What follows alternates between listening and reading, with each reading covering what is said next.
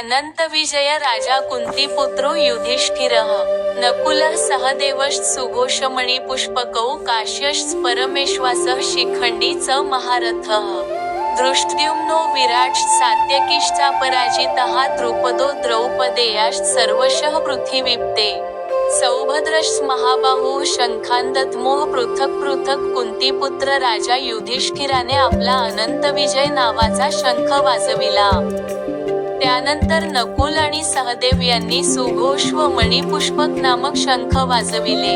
हे राजन, महाधनुर्धर काशीनरेश, श्रेष्ठ योद्धा शिखंडी, धृष्टद्युम्न, विराट, अपराजित सात्यकी, द्रुपद, द्रौपदीचे पुत्र आणि सुभद्रेचा महाबाहू पुत्र व इतरांनी आपापले शंख वाजविले.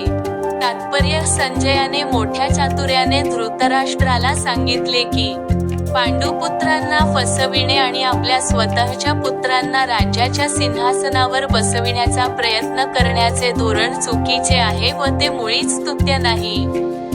पूर्वलक्षणांवरून तर संपूर्ण कुरुवंश या महायुद्धामध्ये मारला जाईल हे स्पष्टपणे कळून आले आहे.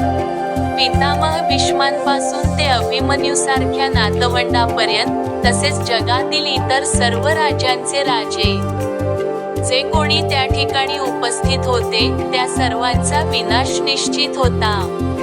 राजा धृतराष्ट्रामुळेच ही आपत्ती कोसळली होती, कारण त्याने आपल्या मुलांनी स्वीकारलेल्या धोरणाला उत्तेजन दिले होते. पुढील व्हिडिओसाठी डेली सुमित चॅनलला सबस्क्राईब करा.